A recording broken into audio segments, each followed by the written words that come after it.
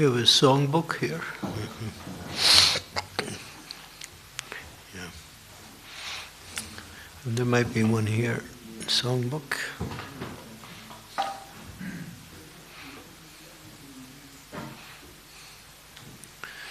So I was requested to speak something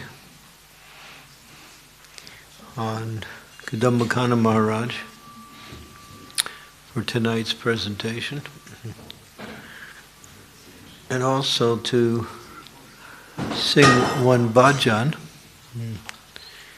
Yayanila Premadan, which is a bhajan we sing when we honor the disappearance of a great personality. So, I don't know, is it possible to put it up on the screen?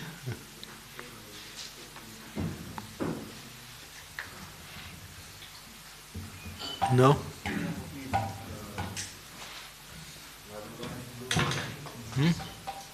It's not in the songbook? Should be there.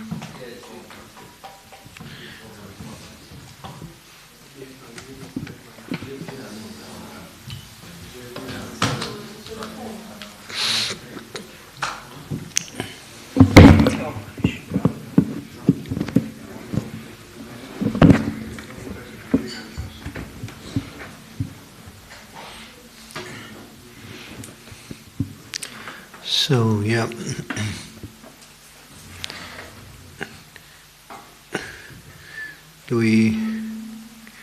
I guess there is no one here that can operate this. Anybody? Okay. And the song is called Samsparsada Bhagavad Viraha Janita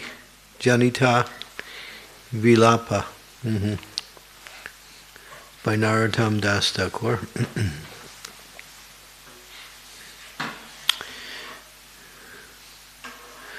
So, on the disappearance of a great personality, we honor his disappearance by honoring the Lord and many other great souls who also disappeared. This song is it's actually very deep in the mood of separation. Vipralamba Bhav. And it should be sung in that mood.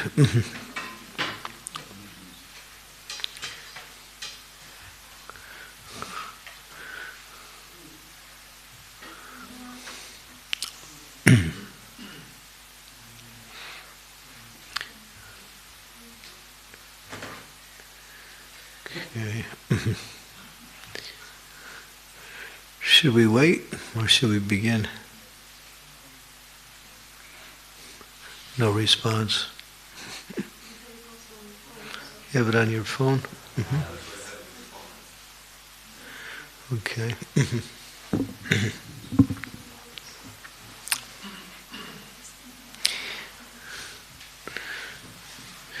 Samsparsada Bhagavad Viraha Janita Vilapa is the title of the bhajan. So we'll begin.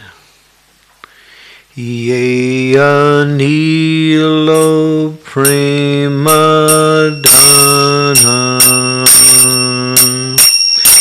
karuna prachu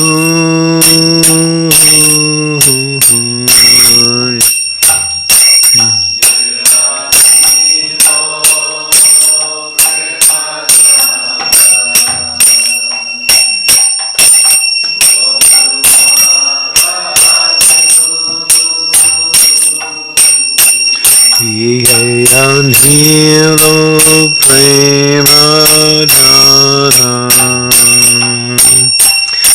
karuna prachu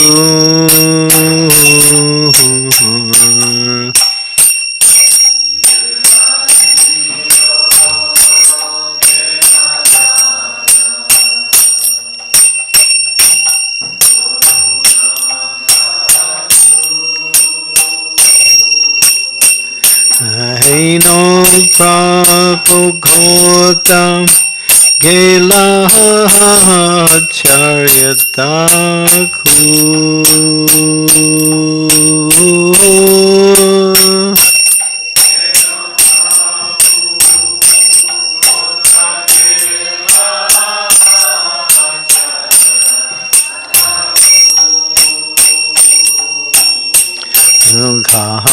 Mora Swarup Rupa Ghasanatha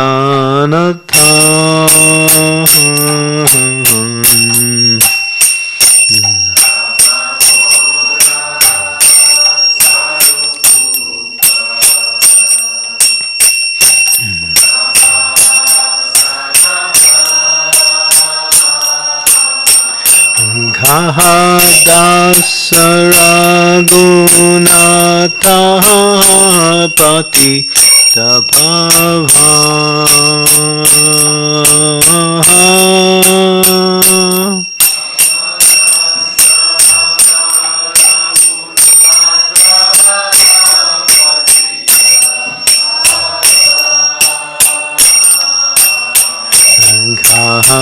Hora bhata juga Agaha kaviraj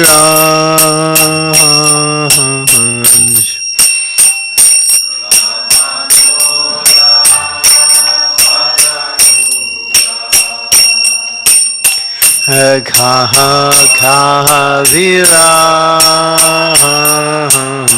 Ekale kotam gela gora natara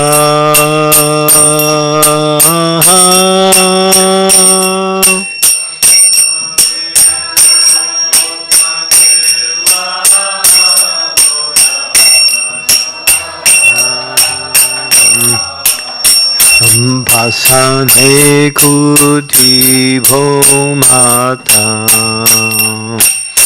Anale pasivo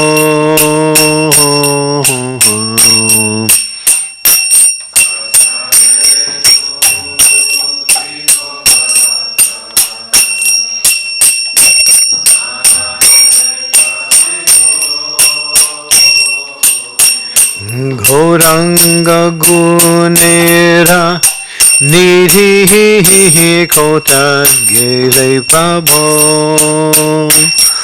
oh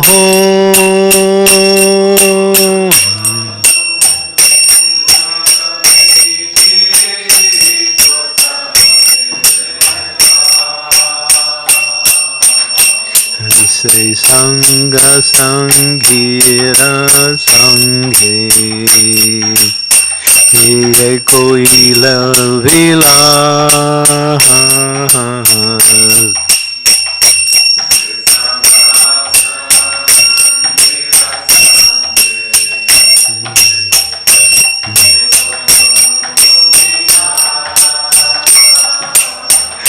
Say Sangana Paya Kante Naru Tamhodas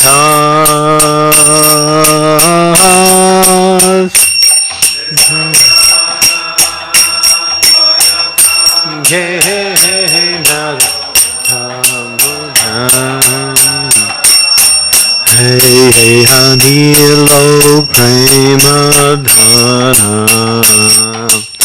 Goruna Prajyo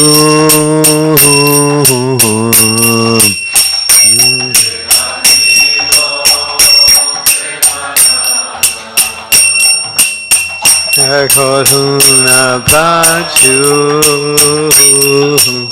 Hey no Prabhukota Gela Acharya Thakur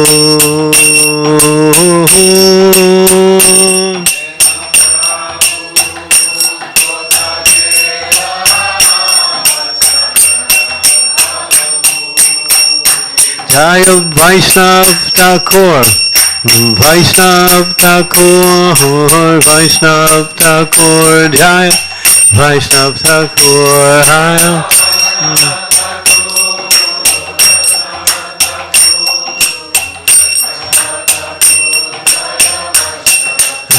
Jaya Vaishnav Thakur Vaishnav Thakur Vaishnav Thakur Jaya Vaishnav Thakur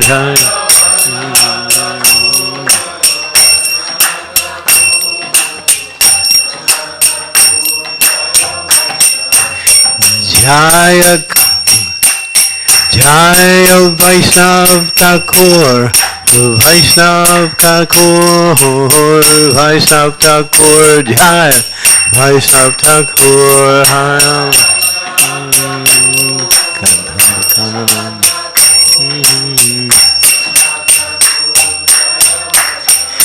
Jaya Kadambakana Maharaj Jaya Kadambakana Maharaj Jaya Kanda Madhakana Maharaj Kadamba Kanana Maharaj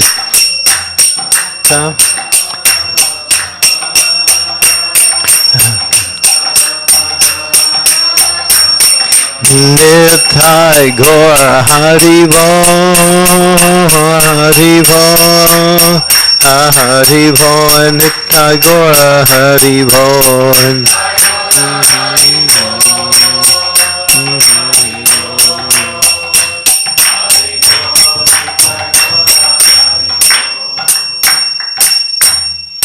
Gaur Vimanande Hariho Kadamba Kanana Maharaj Ki Jai. Do we have the copy of the English translation? Anywhere? Yeah, on someone's phone, maybe? So read the translation. He who has brought the treasure of divine love and who was filled with compassion and mercy, where has such a personality as Advaita Charya gone? Where are my Sarup Damodar and Rupa Goswami? Where is Sanatan? Where is Raghunath Das, the savior of the most fallen? Where are my Raghunath Bhatta and Gopal Bhatta? And where is Krishna Das Kaviraj? Where did Lord Gauranga go, the great dancer, suddenly go? I will smash my head against a rock and enter into the fire. Where will I find Gauranga, the reservoir of all wonderful qualities? Being able to attain the association of Lord Gauranga, accompanied by all of these devotees in whose association he performed his pastimes, Narottam Das simply weeps. Oh.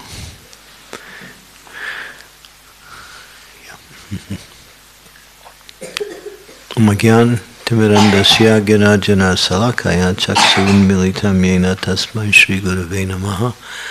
Mam Vishnu Padaya Krishna Prastaya Bhutale Srimakti Bhakti Vedanta Swami Tinamine Namaste Saraswati Deve Gaurvani Pracharine Nirvasesa Sunyavadi Pasyatya De Satarine Vanchakalpa Tarubhascha Kripa Sindhu Bhaja Pitanam Bhavanebhyo Vaishnavebhyo Namo Namaha Jai Shri Krishna Chaitanya Prabhu Nityananda Shri Advaita Gadadhar Sivasari Gauda Bhaktavinda Hare Krishna Krishna Krishna Hare Hare Hare Rama Rama Rama Hare Hare.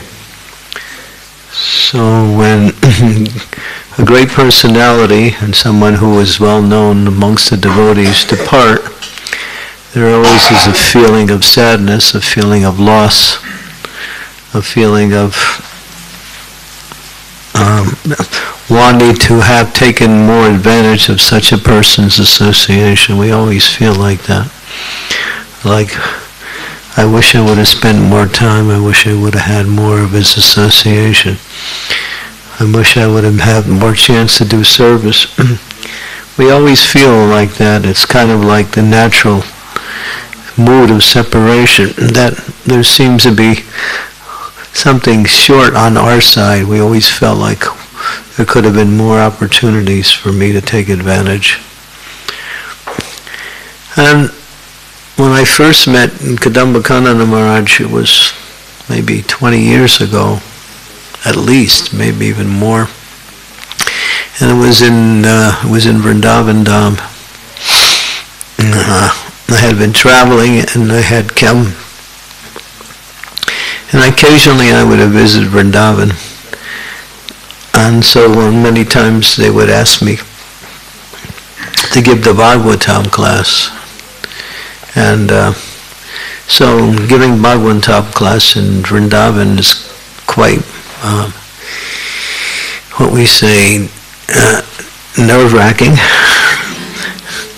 It's kind of like you look out and you see all these great personalities there, and you're there in the most holiest of all dhams, and you have to give a class, and you really kind of like think, I like to hide inside of the woodwork rather than give the class. But you do it anyway because this is our service, and when we're asked to serve in that way, we just have to pray. And so when I would give class, and Kadambakananda Maharaj was at that time the temple president in Vrindavan, and always throughout the years I always felt a little bit uneasy with the atmosphere was pure, but I wasn't so pure. So I was feeling always a little difficult there. But when I would come, and when Kadambakananda Maharaj was there as the temple president, he would always somehow or other lift me up by his presence. Sometimes by making a comment or asking a question in class, just to inspire the class even more. And then I would, after I would finish the class, of course I didn't know him at the time. This was like our first meetings. He would always be so nice to me. I was thinking, I never get this kind of response from the temple presidents in Vrindavan. Because every year they would change 19 years, 19 different presidents.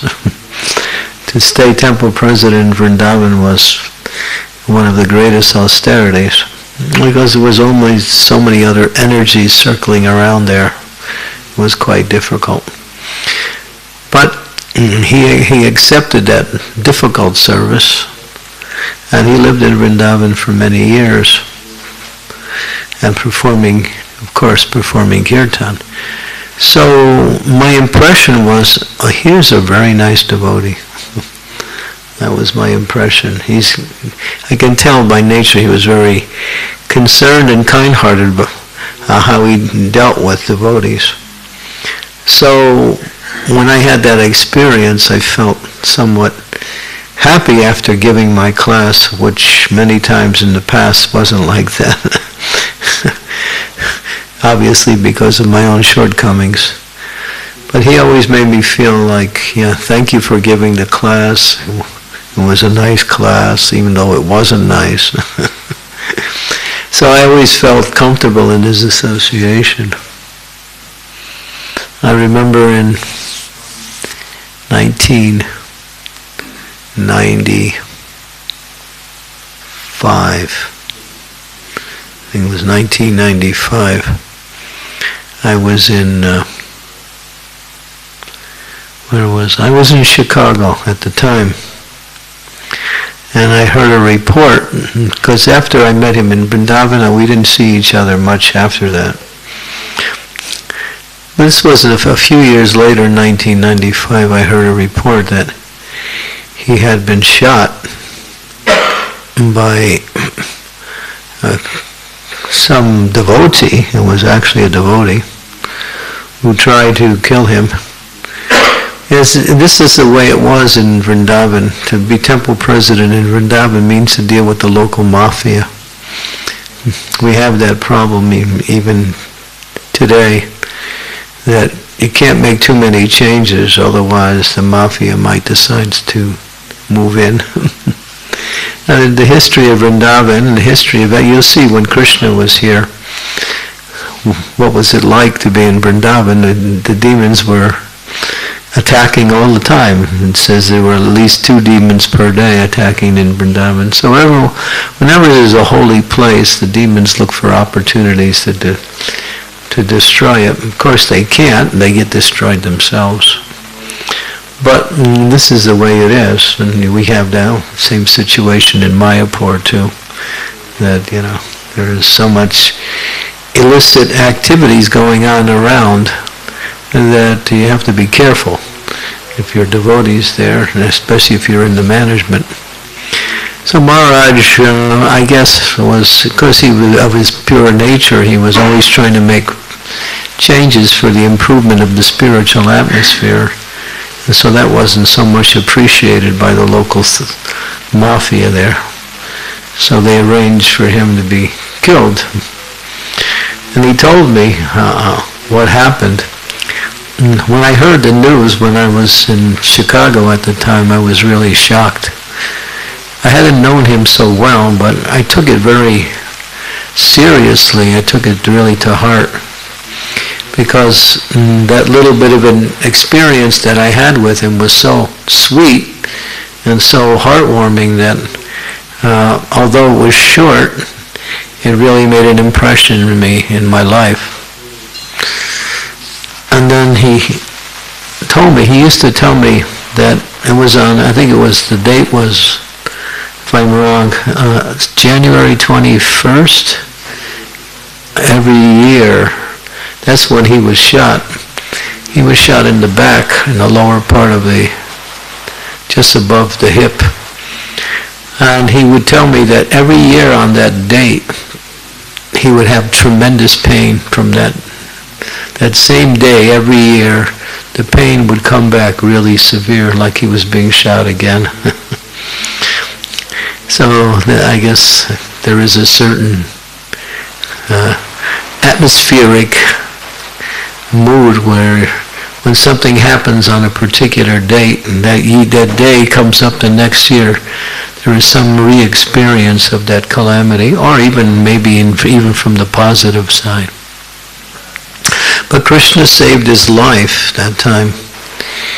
He told me exactly what happened. He was sitting on the toilet, and somebody came from the back and pointed a gun right at his head, and it was just as soon as he pulled the trigger, Maharaj had got up, and I guess Krishna was in the heart. As soon as he got up, the bullet hit him in the back was aimed at his head. So he escaped death. That was in 1995. Before then, he told me he was traveling in one Muslim country, I think. They were doing some preaching. I don't remember all of the details. But they were, I think it might have been Bangladesh during some of the early parts of the Bangladesh conflicts there with the Islams and against the Hindus. So the Islamic army had captured a bunch of people, devotees, and they wanted to kill all of the Americans. And they thought he was an American. So they put him up against the firing squad. But then he started to speak Dutch. And he acted like he didn't know any English at all. And he just kept speaking Dutch, and then they realized he wasn't American, so they let him go. So twice, yeah. And Prahladananda Maharaj was telling me just the other day, yesterday, a couple of days ago, that him and Kadambakana Maharaj had many experiences together where they both just escaped the hands of death.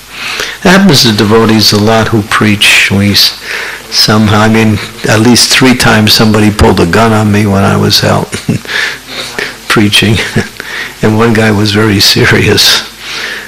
So, when you're preaching, you never know what's going to happen. So Prahladananda Maharaj and Kadambakana were driving in a car, and they were talking, comparing the different times that they escaped death. And while they were talking, the engine blew up in the car and caught on fire. Just when they were talking about how they escaped death, the car's engine blew up and it was on fire. They had to run out of the car. So padam, vipadam, it's a dangerous place. You never know what will happen next. But the Krishna factor was always there in the lives of devotees. And I can talk about so many senior devotees who had similar experiences in their life where they just narrowly escaped, death. It's just, for those who are out regularly preaching, and you find these experiences happen. So Maharaj, but he was a person that was quite fearless in his Krishna consciousness. He wanted to take chances, he wanted to preach. And so he carried on preaching. And Then he started to develop more and more into the mood of kirtan. That came a little bit in the early parts of it, even before then when he was in Vrindavan, but it really developed when he traveled in the Western countries, especially in the UK and in other areas of the world.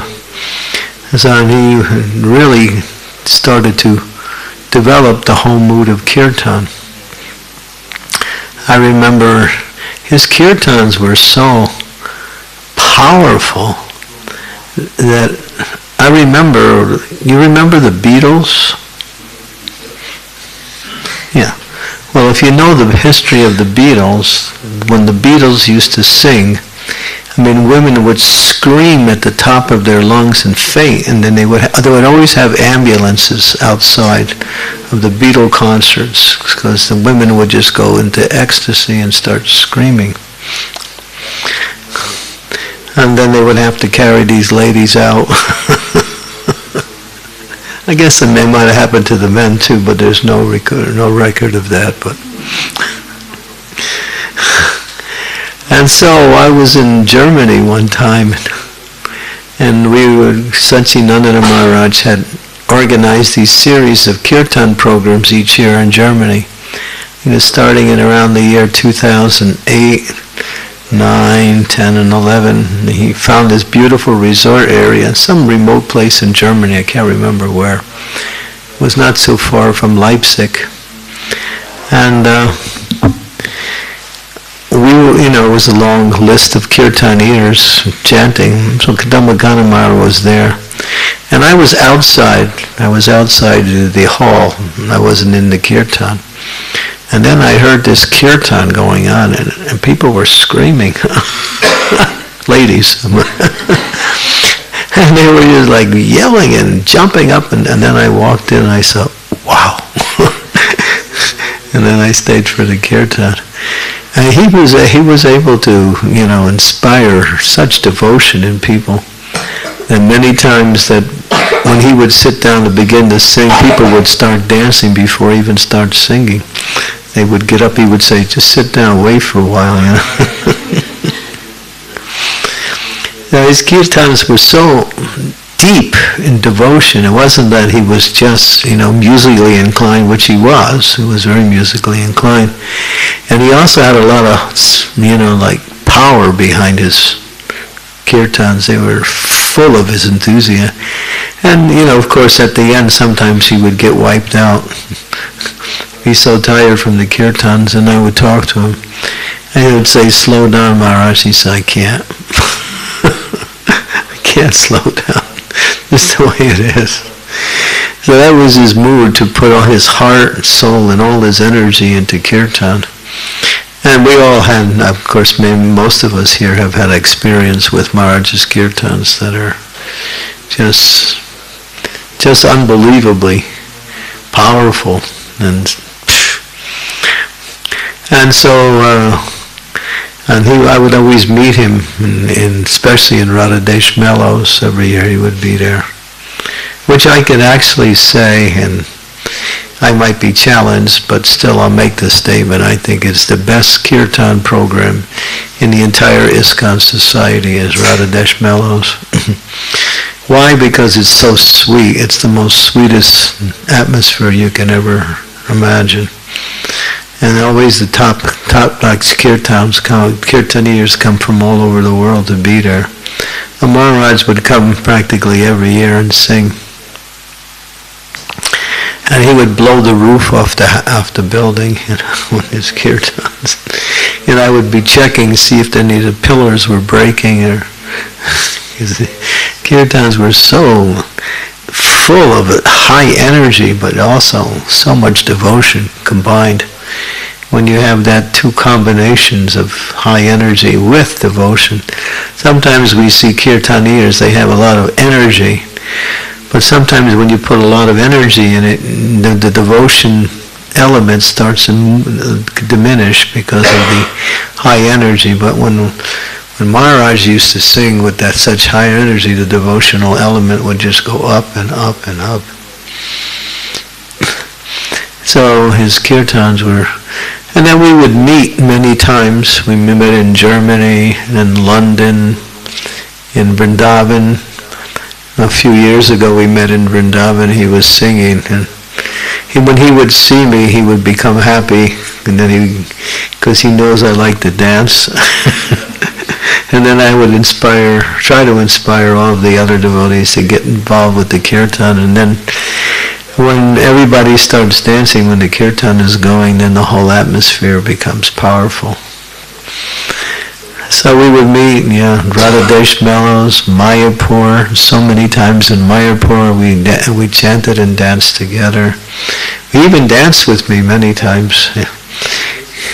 He would do his particular Dutch-style dance, which I can't really describe.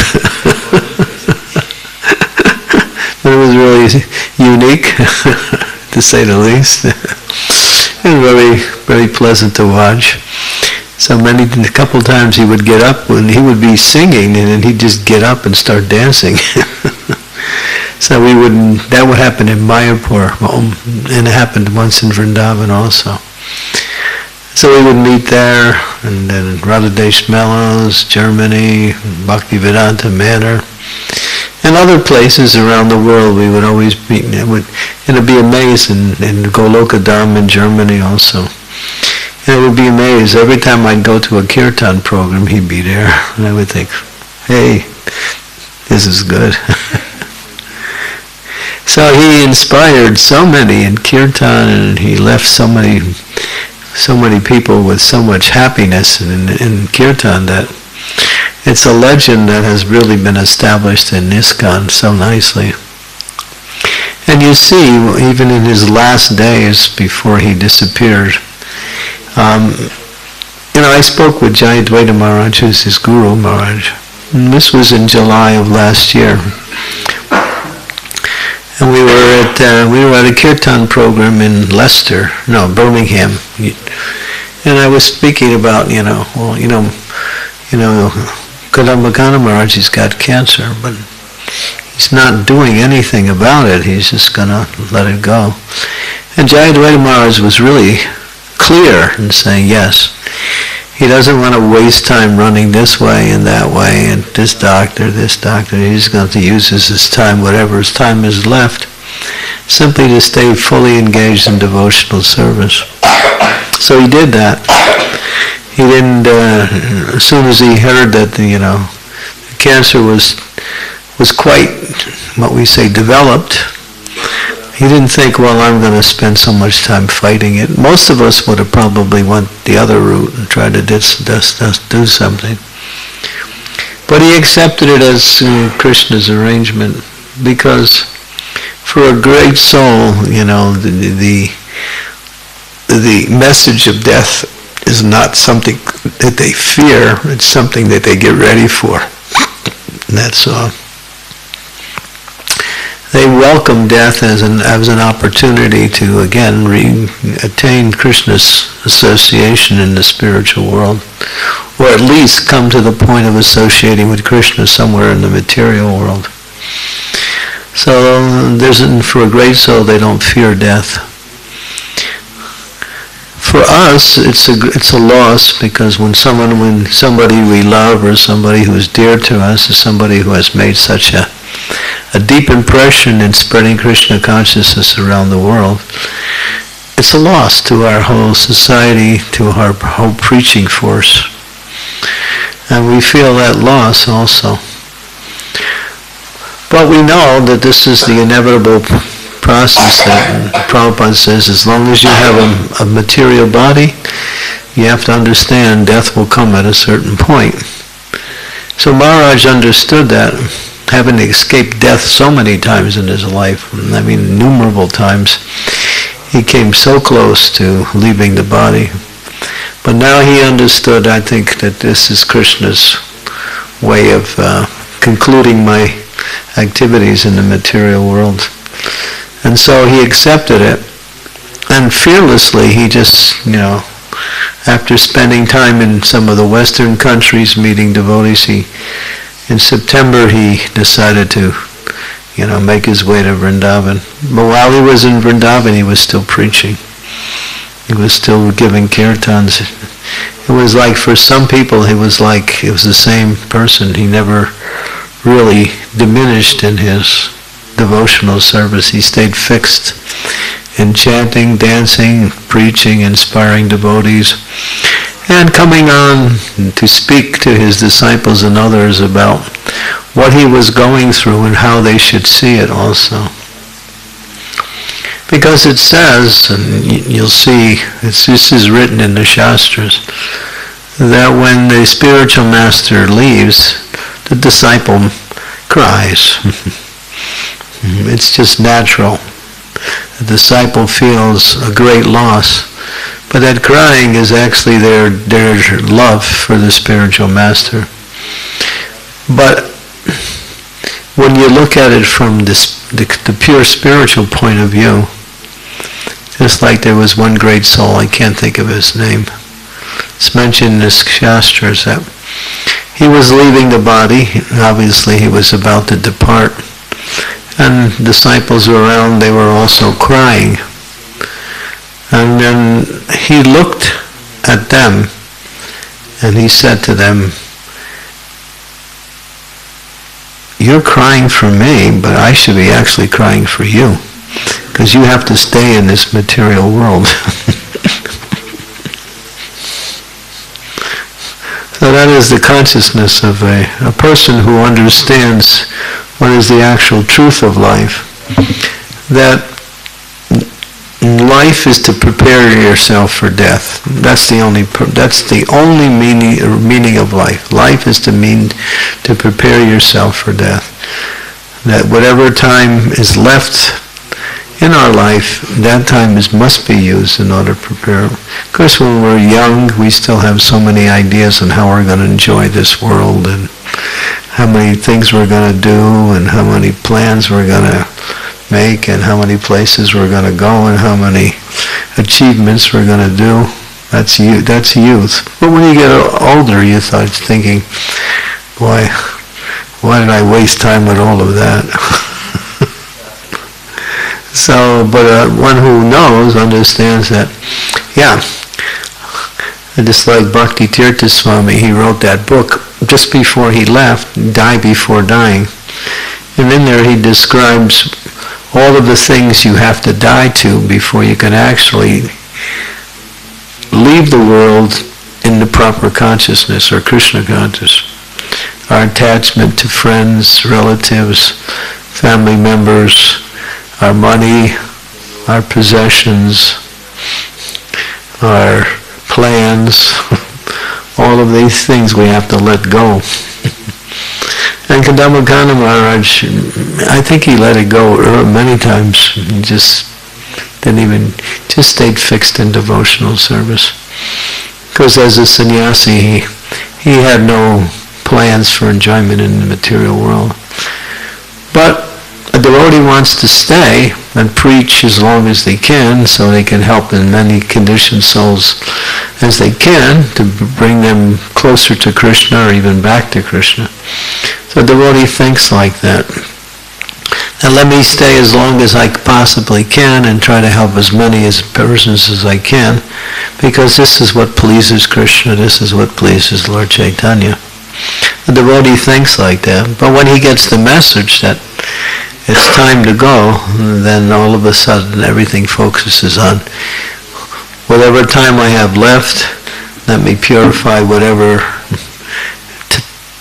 taints of material desires I still have and get ready to ultimately to make that journey back to Godhead.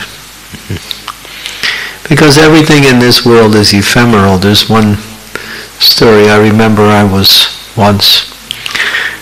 in Beverly Hills, California. I don't know if you know what Beverly Hills, California is. It's where all the movie stars and all of the big movie producers, people who are in Hollywood, they live, authors and very important people. So I was connected with this one author. And he liked Krishna consciousness, so he invited me to come to speak to his friends. And all of his friends were like highly placed people in the movie industry. So I had to give a lecture to these people.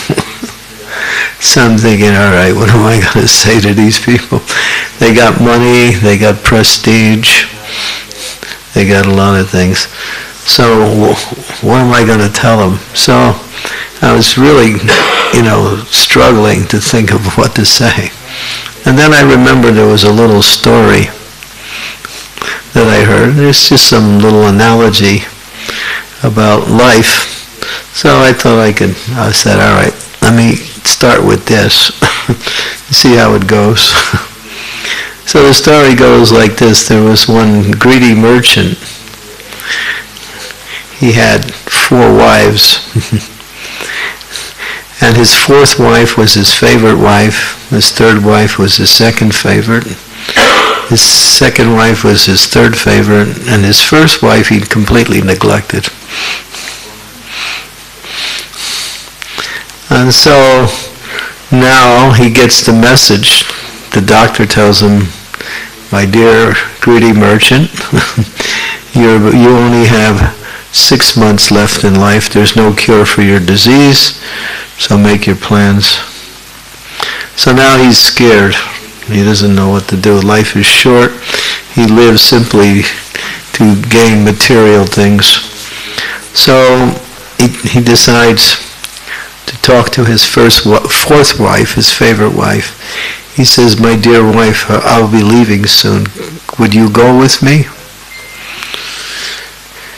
She says, Haribo, nice knowing you, but no way.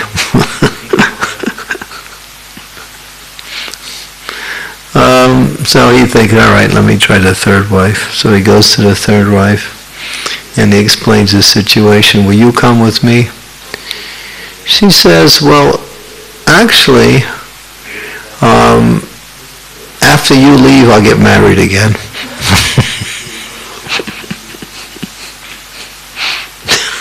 So he's thinking, oh my God. Goes to the 2nd wife. I'm telling this to these rich people now. And he goes to the 2nd wife and says, my dear wife, I'm leaving, I'm sick. Could you come with me? She says, well, I'll go to the grave where they bury you, but as far as I can go.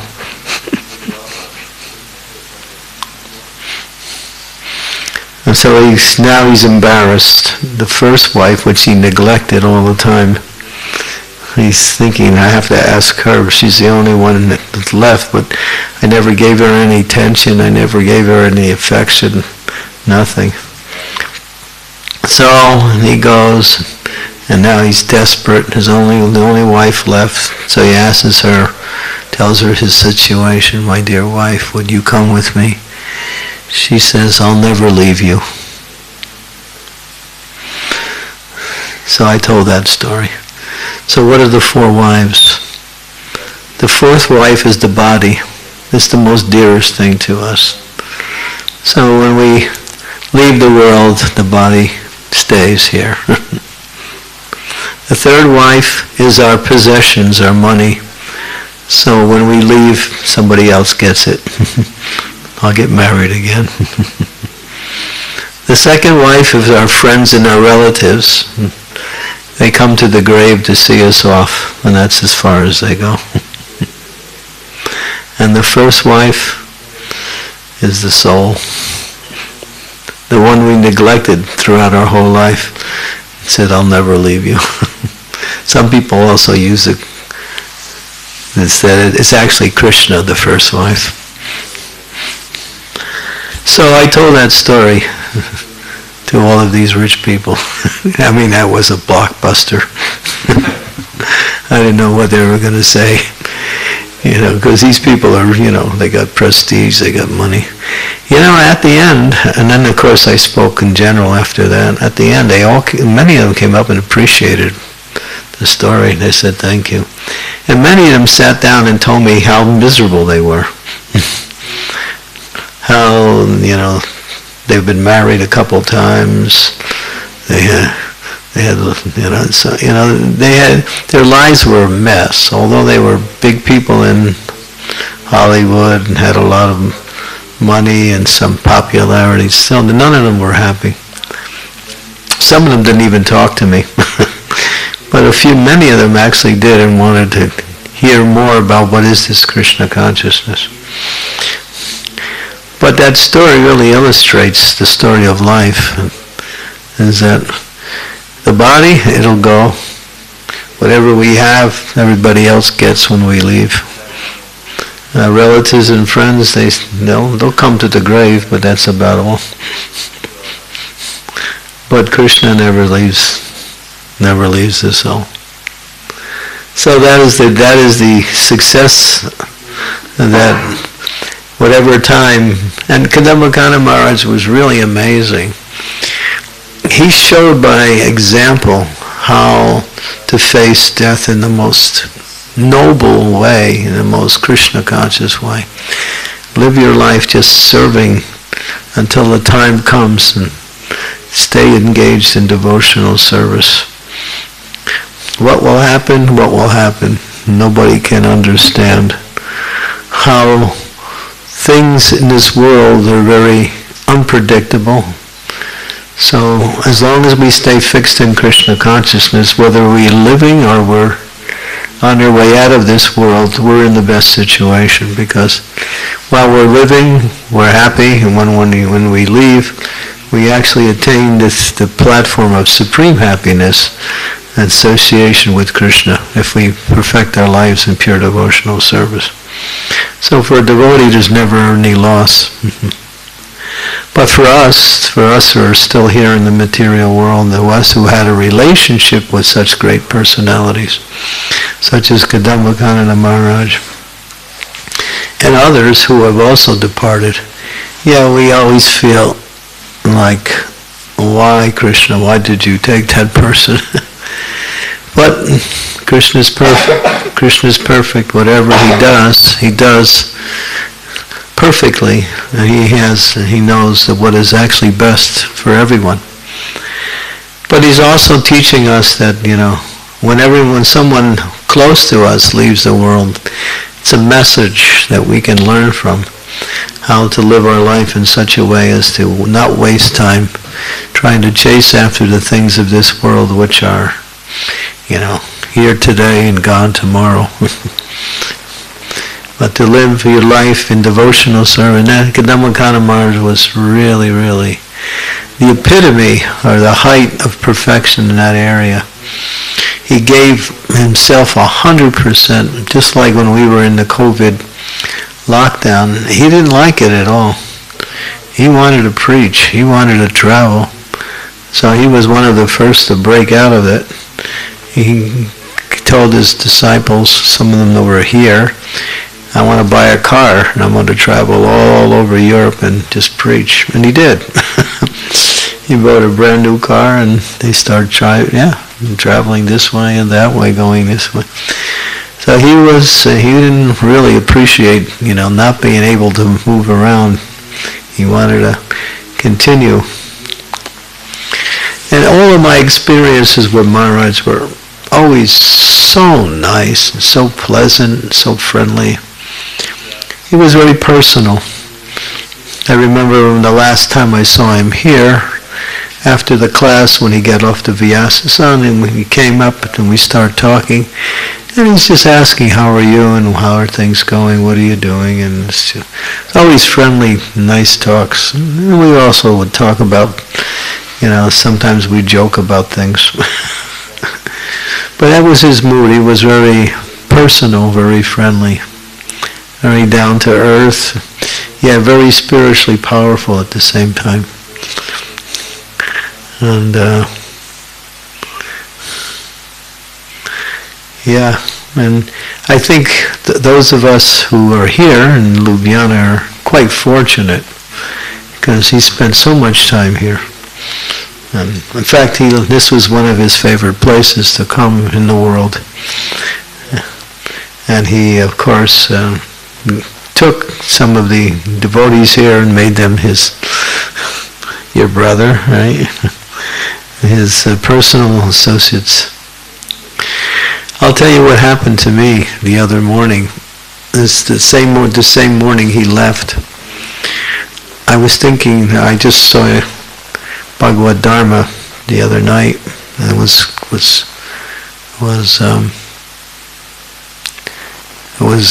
Gaur Purnima. So I said to Bhagavad Dharma, I want to write to Kadambakana Maharaj. I think he's going to leave soon. I want to write to him. So can you give me the email address of your son? So he did.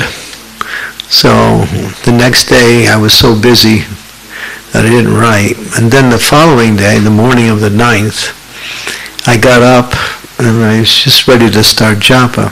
And my program is, I don't do anything until my japa is finished. I just sit and chant 16 rounds. Don't try to talk to me. And I'm just out of the office, And so I was all ready to sit down, and then this strong feeling came over, right to Maharaj. And I was thinking, I'll finish my japa first, and then I'll write. But the feeling came again. And this time I said, I don't usually do this. I always do my japa first, but Krishna's telling me I should write, so I did. So I went, I opened my computer, it was 3:30 in the morning, and I started to write a letter. And I wrote, and then I spent some time writing the letter. And then after I was done, I thought, well, I'll go back later and then edit it and fix it up and make it even nicer. And I was going to shut the computer, and then I heard a voice said, no, finish it now. And then I thought, all right, Krishna, I got to listen. So I finished the letter now. And I was 5 o'clock in the morning when I finished the letter, and I sent the letter at that time. So that was 10:30 in the morning in Vrindavan, and he left it an hour and a half later. It was just an hour and a half. So Krishna allowed me to, write that letter while he was still personally present. Of course, I'm not sure if it got read to him or not, and even if it did, he was in a state of quite internal mood at that time. But at least I was able to write the letter while he was still personally present, and I felt really good about that. It's Krishna's mercy. So yeah.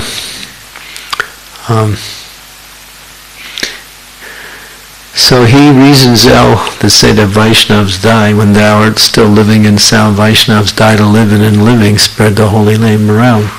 So Maharaj is who goes somewhere else and start doing kirtan.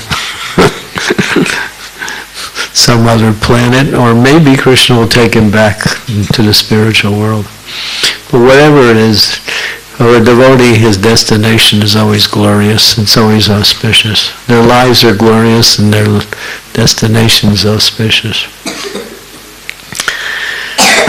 So, and they leave behind so much that we can learn from.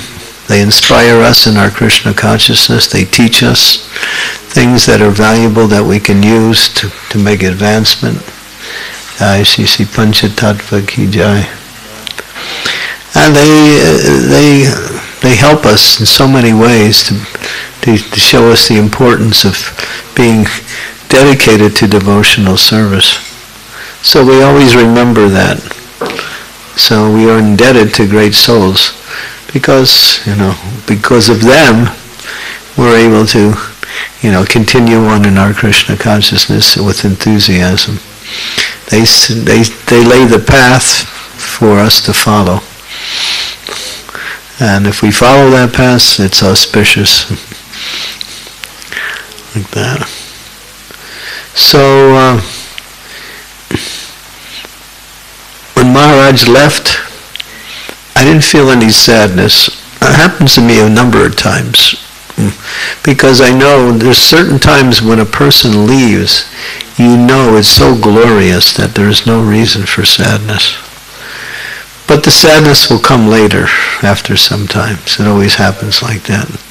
After some times when we feel the loss. But initially, when it happens, at least this is my experience, and it's the experience of many devotees. That happened to me when my dear disciple Janakinath left in 2 years ago, and a year and a half ago in London. He'd been fighting cancer for at least 6 years, finally the cancer took him.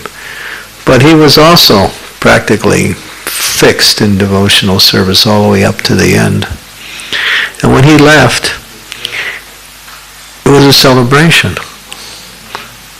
All his not only the devotees, but even the relatives. His relatives told me, it doesn't feel like a death, it feels like a wedding. His mother told me that. The mother of the son, yeah. So sometimes when a great soul, Krishna just lets you know, hey, it's glorious. He's now with me.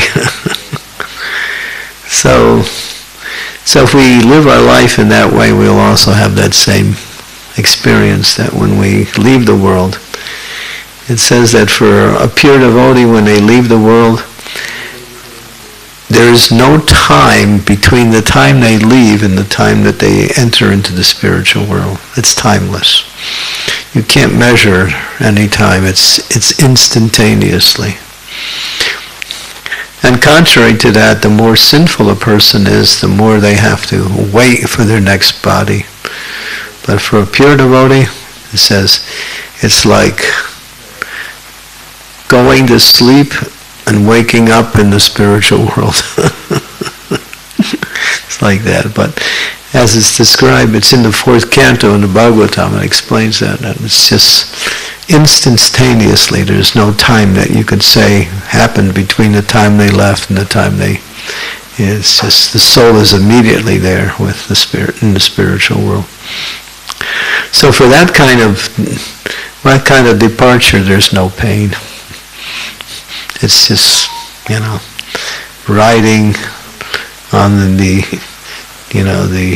airship of the spiritual airplane back to the spiritual world.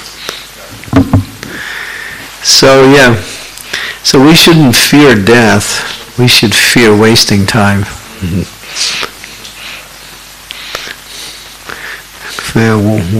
Let us use your time in the most beneficial way to become Krishna conscious. Then when that moment comes, then taktva deham purna janmani 80 sorjana, back home, back to God. Life is successful. Because we've been living in this world, how many lives? We can't count. Millions. In different species, karanam gurusangosyo sarasajoni janmasu, so many species of life. And now we made it to the human form, and then how many human forms have we done until we actually came in contact with the bona fide spiritual master, which is so rare. And so one who does that is so fortunate. But if you have a good fortune, but you can't take advantage of the good fortune, that is even more. That is a great form of misfortune, sadness. So we are very fortunate. We've come to the path of pure devotional service, and now we have a chance to solve all problems of life and return again to our home in the spiritual world. So that means using our time in the way that is beneficial for making advancement in Krishna consciousness. So death is not the fear. The fear is wasting time. Because there are people who die in the world and they say, oh my God, while they're dying they said, oh, I wasted so much time. I could have been doing other things that are more beneficial. Don't come to that point. Don't sing that song that I could have did more.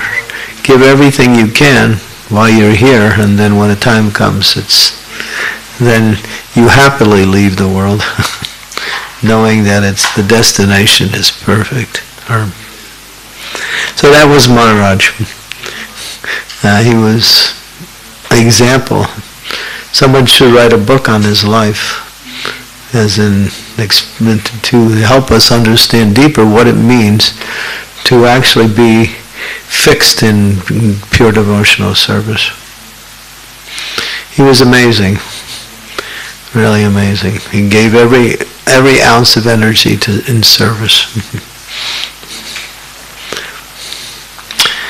Okay. Okay, so we're a little after 8. Anybody want to say anything?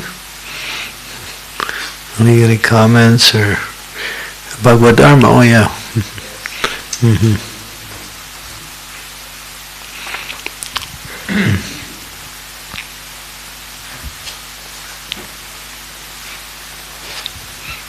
Hare Krishna. Hare Bol.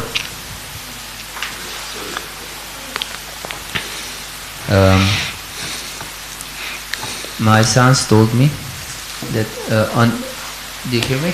Yeah. Yes, my sons told me that on the day when he left Maharaj, just before starting to leave his body, Nitai came to his room and started to perform worship of Giriraj. Perform what? Worship, puja for Giriraj, because this was his deity. His deity. And when Nitai offered incense and flower, the Maharaj made the same gestures with his hand as Nitai. So he made his puja along with Nitai. Oh wow! And then he turned on his back and started to leave his body. So his last act was worshipping his deity, yes. Govardhan. Yes, exactly. It's beautiful, huh? And Krishna inspired that. Nice. Yeah, that's beautiful. Really wonderful to hear that.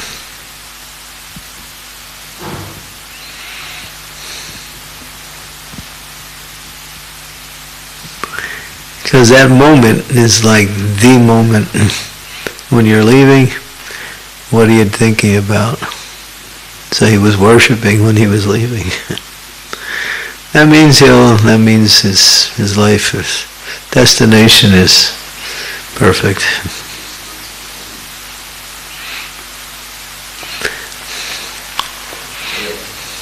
Something else? One thing more. The day before he left, he tried to say something, and they tried to understand him. And then he said two last words: mission above all. Say again? Mission above all. Mission above all. Above all, yes. Oh, the mission of Lord Chaitanya. Yes. Yes. That was his. That were his last words. Mission above all. Yes. Keep focus on what his life is all about. Is to spread Krishna consciousness. Yeah, he lived it. He spoke it. He lived it. He taught it. Yeah. Yeah, I remember that really inspired me when during the lockdown, he was one of the first to break out and just want to go out and travel and preach and not stay, restricted.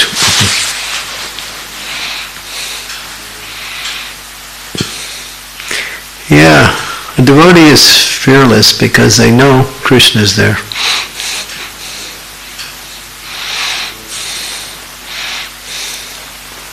Nice, mission above all. Maybe somebody should write a book and that would be the title. Make that the title of the book, Mission Above All. I don't have enough experiences in my own personal relationships with him to actually write anything extensive, but there are people who really knew him well and spent much time with him. And especially when he was preaching in Germany. He's preached a lot in Germany. He preached a lot in Holland also. Preached a lot in the UK.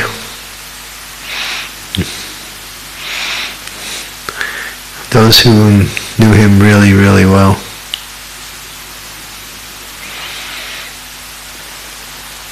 I remember when when he was doing kirtan in the UK.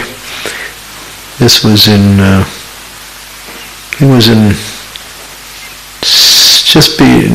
in around August or something around there. Yeah, it was around August time. I came to the kirtan,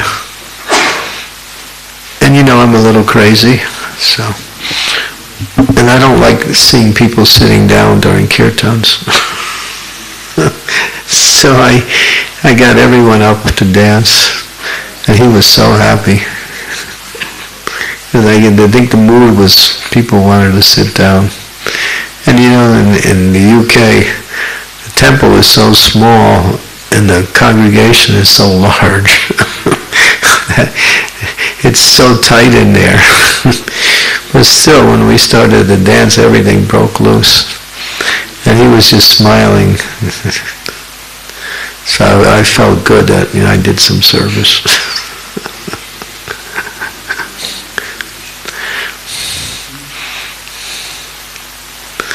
Anyone else would like to say something?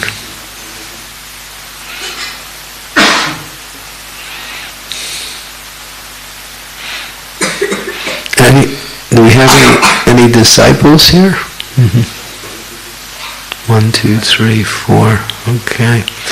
So those of you, who are disciples, just it is difficult, but you should know that what will please Maharaj is that if you continue on and be enthusiastic in your devotional service, and don't let this disappearance temper or water down your enthusiasm. Sometimes that happens.